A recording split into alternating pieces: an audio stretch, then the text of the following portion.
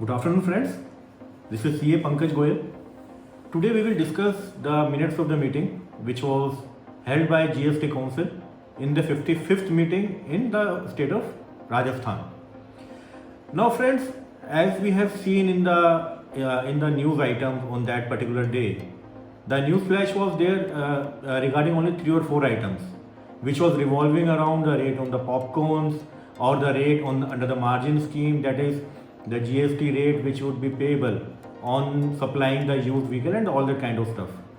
But friends, if we read into the lines or if we go in detail into the minutes of the meeting, then there are much more which has been defined or which has been recommended by the GST Council as compared to that which has been given, or the news bites which has been given by the news channels or the print media. So today we are going to discuss the minutes of the meeting of the GST Council.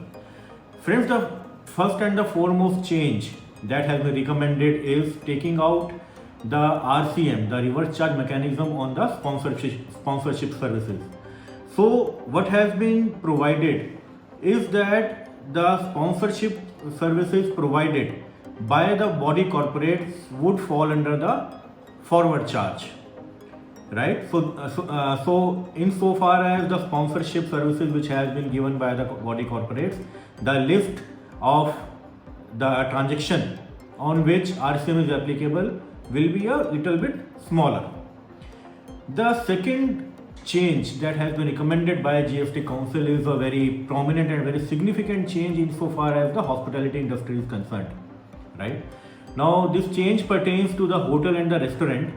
As you are aware that in the past, the government has wholly changed the way the GST was levied on the restaurants and the hotel, wherein they have bring in the concept of the value of the room which a hotel is charging from its customers. If it is more than 7,500, then the rate of the GST on the restaurant service was 18%.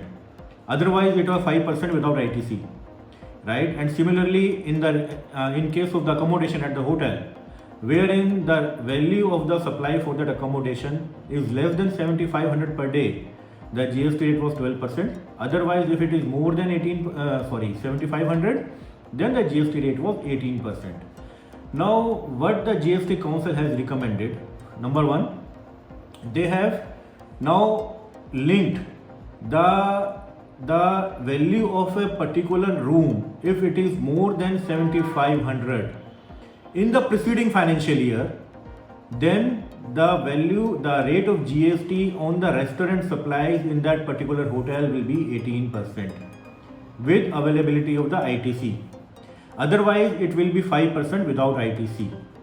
Now, one significant change that has been brought in along with the change that I have just mentioned is a choice given to a particular hotel whether, even if the rate of that room or of any room in the preceding financial year exceeds or is lower than 7,500, then that hotel has an option to pay the GST at the revenue neutral rate, that is 18%, with the benefit of ITC.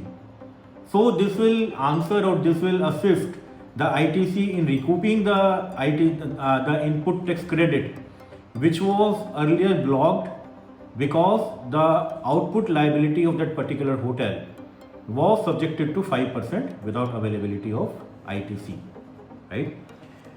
The third significant change which the GST Council has recommended is pertaining to the applicability of reverse charge mechanism on renting of commercial property to a registered person. So friends, if you remember, some few months back, this change was introduced under the GST regime, wherein if a unregistered person is supplying a commercial property to a registered person, then that registered person was required to discharge the GST liability under the reverse charge mechanism.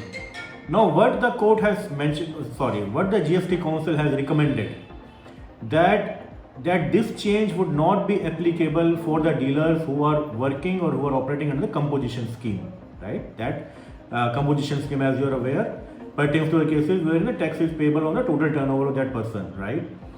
Now, So far so good. The question arises, what will happen to the past cases wherein these people have paid or not paid the GST under RCM on such renting of immoral property. So the GST Council has recommended that for the past period, all the cases will be settled on as is where is basis.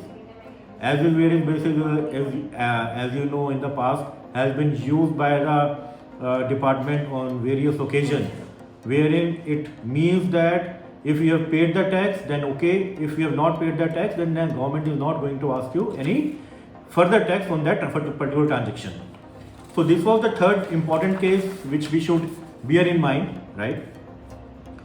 The fourth change which I would like to highlight, the fourth recommendation which I would like to highlight is of course the change in the GST rate on supply of the used vehicle by the dealer who are engaged in supplying such second-hand vehicle. As you are aware, such dealers are required to pay the GST under the margin scheme, wherein the GST, the transaction value was only the differential between the cost of acquisition and the sale price of the particular car. So, irrespective of the capacity of the engine of that vehicle, now that it has been revised to 18%. The another significant proposal or the recommendation given by the GST Council pertains to the FMCG industry, wherein the pulses or the atta or the flour which has been packed in small commodities was subjected to GST, and under the bulk packing it was not subjected to GST, was continued to be exempt. Now what the proposal has been, that to clarify that wherever a particular product is required to have a sticker under the Legal Metrology Act and the quantity in that particular package does not exceed 25 kg or 25 liter and is pre-packed, then all such goods would be subjected to GST. Means whatsoever such kind of product is there, even if for the food, so say for example the dal, besan and all that kind of stuff which were hitherto not taxable would now be taxable.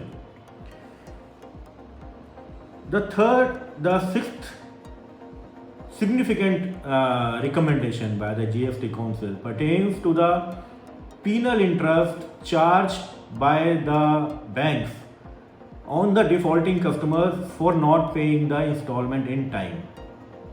What the GST Council has recommended that the GST is not payable on the penal charges levied and collected by banks or NBFC for non-compliance with the loan charges. Now friends, the background of this recommendation, why this recommendation came, as you are aware, under section 15 of the CGST Act, if a particular charge is there for late payment of a particular supply, then such late payment charges would be subjected to GST. So in what was happening in the past, during the course of audits or whatever it may be, the field formation were imposing the GST liability on the banks, and to absolve the banks or to give relief to the industry, such a recommendation has been made. Now, along with this recommendation, insofar as the rates of the services or the exemptions and all that kind of stuff is concerned, the GST Council has also recommended certain amendments into the CGST Act. The first amendment pertains to the Schedule 3 transactions. The Schedule 3 transaction, as you are aware, relates to or enumerates the supplies which are treated neither as supply of goods nor as supply of services. Means these are continue to be outside the GST ambit. One of the entry pertains to supply of warehouse goods before clearance thereof for the domestic consumption. Now, issue was there in the trade whether similar kind of treatment would be there given for the warehouse goods under a SEZ or not. Although the answer was clear, because the SEZ Act says that the SEZ area is treated to be outside the domestic tariff area or outside the India. So impliedly, whatever is happening or whatever is applicable for a bounded warehouse wherein the imported goods are stored, the same thing should be applicable to the goods which are stored under the SEZ. So the government has recommended that the GST Council has recommended that similar kind of clarification should be put forth, that the goods which are stored under SEZ or FTWZ, foreign trade warehousing zone, so those goods before clearance thereof should also enjoy the same kind of treatment as not amounting to supply. In the past, the trade has witnessed intense litigation in the form of taxability of vouchers. There were numerous advance rulings also, and in the recent past there was a judgment by Honorable High Court wherein they have considered whether the vouchers would constitute a supply of goods or supply of services, so that the GST can be accordingly levied on those things. Presently, what is happening under the CGST Act and the allied rules, there is a particular chapter or a particular section which is dedicated to the time of supply of vouchers, meaning thereby when the GST is payable on supply of voucher by one person to another. There are now again the litigation how it is unfolding, because the kind of language which is used under the time of supply rules, it distinguishes between the vouchers, whether the supply for which that voucher is used is determined or defined at the time of supply of voucher or not. So what the government, the GST Council has recommended to put the supply of voucher into Schedule 3, means the pure supply of voucher will neither be a supply of goods, would nor be a supply of services. Similarly, they are saying that where the vouchers are being distributed on principal to principal basis, without any commission thereof, without a remuneration thereof, that would again, since it is only a transaction in voucher, will continue to be outside the ambit of GST. However, wherein certain commission has been paid or certain remuneration has been paid for such distribution, then that remuneration or that commission would be subjected to GST as per the prevalent law. Similarly, the taxability of the goods or the services which are being procured by using those vouchers would be determined as per the extant rules under the CGST Act and the allied rules thereof. Meaning thereby now whether tax is payable on the supply of vouchers or distribution of vouchers has taken a back seat. Now the voucher is being treated like any money through which you can procure or you can have that particular supply of goods or services or not. Right? So this change is going to impact the trade in a very favorable fashion, meaning by it will then put a full stop to the litigation which is happening to the trade. Simultaneously, one of the issue that I would like to highlight is a very regressive mechanism or the regressive recommendation which has been given by GST Council. Friends, as you are aware, in the recent past, Honorable Supreme Court has given its verdict in the Safari Retreat case relating to the availability of ITC in construction of an immovable property. In this Safari Retreat judgment, the Supreme Court has married the judgments which it had held in the income tax law, taken the concept from the Income Tax Act and then imbibed or impregnated that in the GST regime, especially in the interpretation of section 17.5C and 17.5D. So, section 17.5 subclause C and subclause D deals about the restricting the credits whenever certain goods or services are being used for construction of immovable property. However, the term plant and machinery was available in clause C, but plant or machinery term was there in clause D. Supreme Court differentiated between these two terms, plant and machinery, plant or machinery, and says that section 17 subsection 5 subclause C, clause C, is independent of section 17.5D, meaning thereby because of using the word plant or machinery, it will not take the color or the interpretation or the definition which has been given in the schedule of plant and machinery.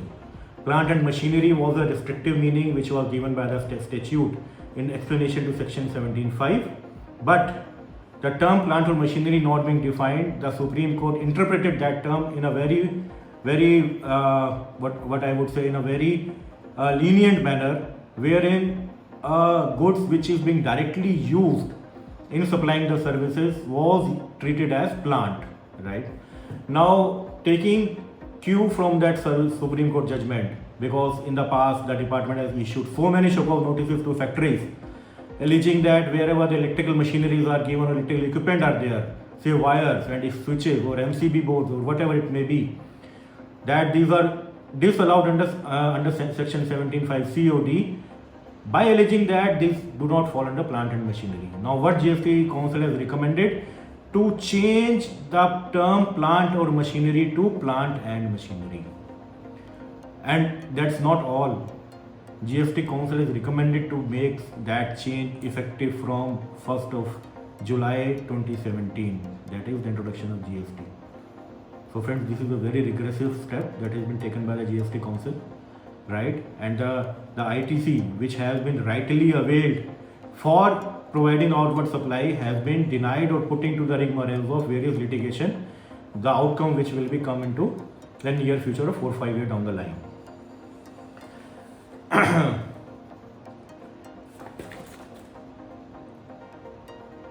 Yeah. Now, the another consequential or not very significant change which has been proposed under the law is for the ISD mechanism, as you are aware that the ISD mechanism, input service distributor mechanism, would be mandatory from 1st of April 2025. The GST Council has recommended that the RCM, whenever that is an interstate RCM, because presently the definition of ISD is conspicuous by the absence of interstate RCM statutory provisions, meaning thereby presently the ISD definition has been defined to include the intrastate RCM but not the interstate RCM.